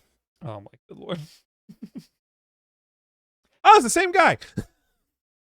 I borrowed a friend's copy of Brave Fencer Musashi for the game itself back in 2010, and only realized a few months ago that it also has a demo disc for Final Fantasy VIII included. No, 9? Final Fantasy 9 included. No, it's 8. that's it. I can't do math. According to Some Call Me Johnny, that demo was what got many/most to buy the original Brave Fencer Musashi back in the day. I stand with Konami, man. All right, we're not right. picking sides here, okay? Jay Cannon. Will, if you want more early Metallica, check out Black Tide. They aren't together last time I looked, but they did a Metallica cover that's great. I will have to check them out. May I ask what his price is on Steam Deck? If you live in Germany, it's going to be way different than what we Yeah. live in. But $400 for the cheapest one? Mm-hmm. $650 for the OLED, I think? Yes. Life hack, get it refurbished. They are significantly cheaper. You can get it for $320, I think. No, $330, I think, is the cheapest. Kojima is just itching to make another Metal Gear game. I'm down, dude. What's he's making that one stealth game For Xbox. No, No? That's No, not the I don't- Xbox one? I don't. What the hell was? I gotta look this up. I think no, I think the Xbox game is the horror game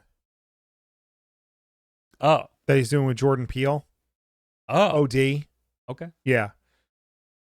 Fizzant is the stealth game that he's working on with Sony and Columbia Pictures because he wants to make that a movie. Oh, will that be a Sony exclusive? Probably. Yeah, he announced that in State of Play. Oh, okay. Jerome says, will comment on the Superman immigrant topic. Illegit makes me laugh. That is bonkers. Did you know that Superman ain't from around here? That I mean, I shouldn't be surprised. Yeah. But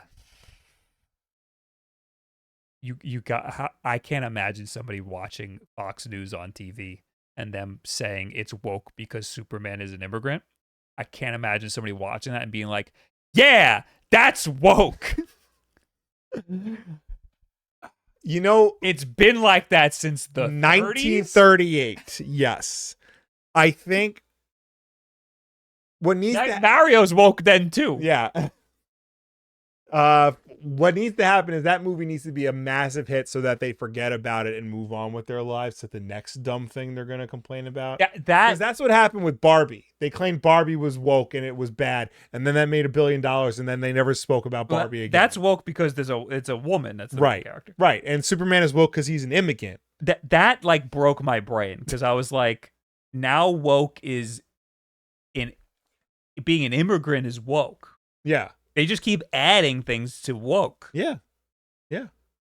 It's whatever you need it to be. That can't. There's got to be a better reason for Superman to be woke than being an immigrant. Well, I don't know if you know this, Bob, but the bad guy is a billionaire.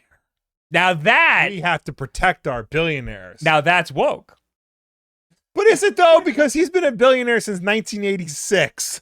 Yeah. That feels woker than the immigrant thing. I don't know. This is the first time I'm hearing pro-immigrant equal woke. This is the first time. Well, we'll have to ask our mom what she thinks. The immigrant. The I'm immigrant. with the immigrant.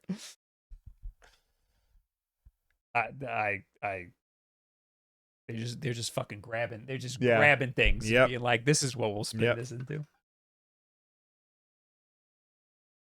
Yeah, that Superman is a gosh darn immigrant who's not from around here. Unlike that proud Midwestern boy Clark Kent. Yeah. raised in America by a supportive, loving family. Anyway, Will, your TDS is showing again. What does that mean, TDS? EDS.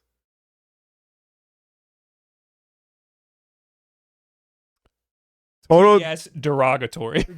total dissolved solids or telephone data systems. Will, your telephone data systems are showing. Well, I mean, look, how else are we going to talk to you people over the internet? It's the telecom companies. Yeah, you know what? How did they register Clark Kent? You know, in Smallville, they actually like there's a bit where like he yells at his mom and he's like, "Who faked the paperwork to like adopt me?" or Oh, whatever?" he's an illegal. Yes. Shit. Yes. It thickens. I think we can agree that we're allowing it. Yeah. It's Superman. Yeah. Kind of a net positive for the whole world. Yeah. Anyway. Anyone else got anything like, worthy of saying in the chat to get us out of this?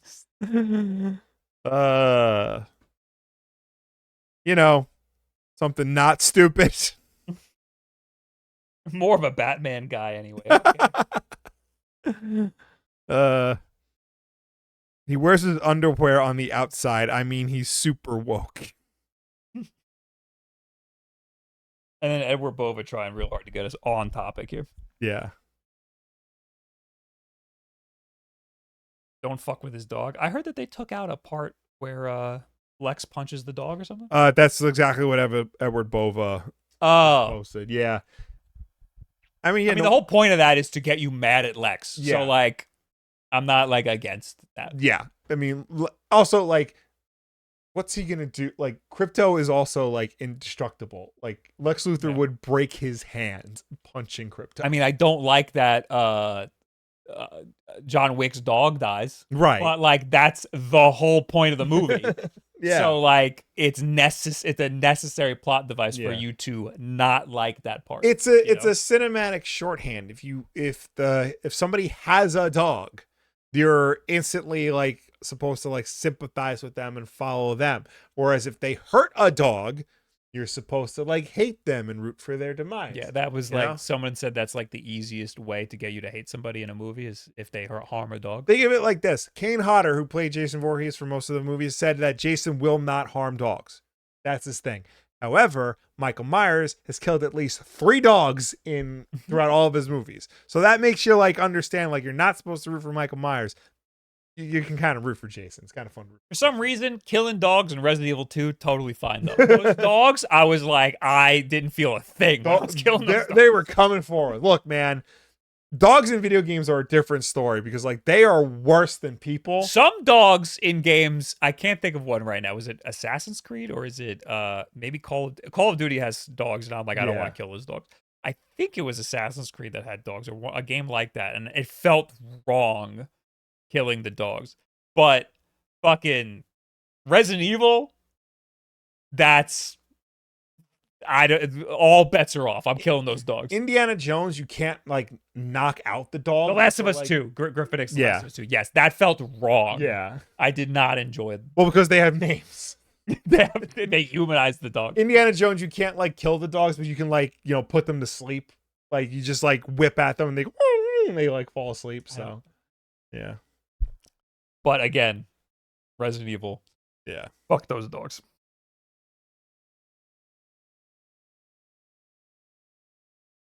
Y'all deep in the bubble. We're deep in the bubble of Superman being an immigrant. Yes, we've been reading Superman our whole lives where he's always been an immigrant. Yes, I've seen every Superman adaptation. He's always been an immigrant. This is before you were calling things woke? Yeah.